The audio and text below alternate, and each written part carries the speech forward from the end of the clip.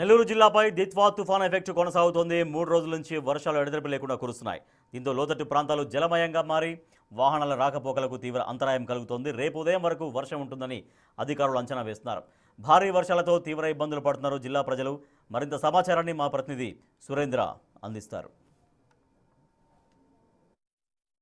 దిత్వా అల్పపీడన ఎఫెక్ట్తో ఉమ్మడి నెల్లూరు జిల్లా వ్యాప్తంగా భారీ వర్షాలు కురుస్తూ ఉన్నాయి. గత 3 రోజులుగా కురుస్తున్నటువంటి వర్షాలకి రోడ్లన్నీ కూడా జలమయమయ్యాయి. లోతట్టు ప్రాంతాలన్నీ కూడా జలమయ్యాయి. ప్రస్తుతం మనం కేవీఆర్ పెట్రోల్ బంక్ వద్ద కాడికి గమనిస్తే ఎడతెరిపిలేనటువంటి కురుస్తున్నటువంటి వర్షాలకు భారీగా ఈ యొక్క వర్షపు నీరు రోడ్డు మీద చేరి ఈ యొక్క వాహన ప్రయాణికులతో పాటు కాలినడకన వెళ్ళేటువంటి వారు కూడా ఇబ్బందులు ఎదుర్కొంటా ఉన్నారు.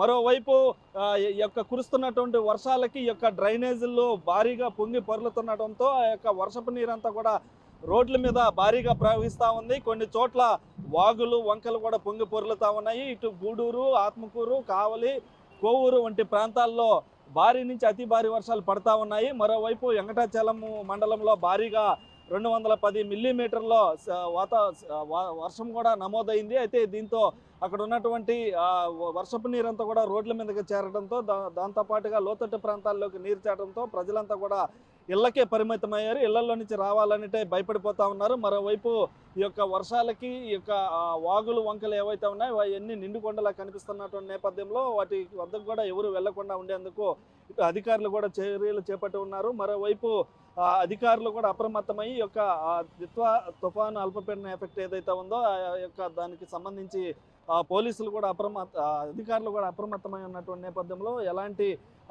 పరిస్థితుల్లో అవసరమైతేనే తప్ప మిగతా సమయాల్లో బయటకు రావద్దని చెప్పి ఇటు అధికారులు చెప్తా ఉన్నారు. మరోవైపు సముద్ర తీర ప్రాంతంలో ఉన్నటువంటి ప్రజలను కూడా అక్కడ ఉన్నటువంటి మత్స్యకారులను కూడా అప్రమత్తం చేసినటువంటి పరిస్థితి. అదేవిధంగా ఆత్మకూరుకు సంబంధించినటువంటి పేరారెడ్డిపల్లి, వేవర్స కాలనీ వంటి ప్రాంతాల్లో లోతట్టు ప్రాంతాలైనటువంటి ఇళ్లలోకి నీరు రావడంతో అక్కడ ప్రజలైతే నానా ఇబ్బందులు అయితే ఎదుర్కొంటా ఉన్నారు.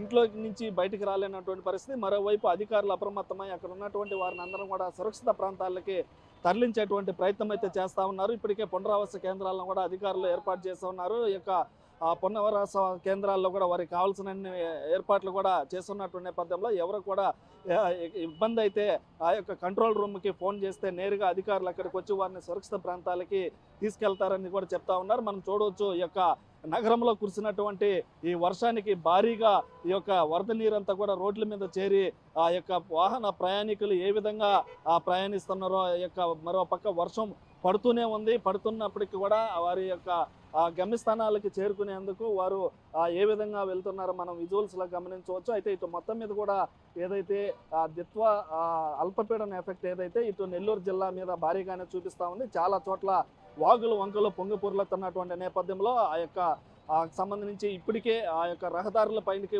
భారీగా వరద నీరు చేరుతుండడంతో దాదాపుగా గంటల మేర ఆ యొక్క ట్రాఫిక్ కూడా అంతరాయం ఏర్పడిందని చెప్తా ఉన్నారు. మరోవైపు గూడూరు పంబలేరు వాగు, అదేవిధంగా చిల్లకూరు ఉప్పుటేరు వాగులు పొంగి రోడ్ల మీదకి నీళ్లు రావడంతో గూడూరుకు సంబంధించినటువంటి పరిసర ప్రాంతాలకి రాకపోకలు కూడా అంతరాయం ఏర్పడింది. అయితే ఇటు మొత్తం మీద ఈ యొక్క దిత్వా అల్పపీడన ఎఫెక్ట్ అయితే నెల్లూరు జిల్లా మీద చూపిస్తుందని చెప్పవచ్చు. కెమెరామ్యాన్ మనోజ్తో సురేంద్ర, బిగ్ టీవీ, నెల్లూరు.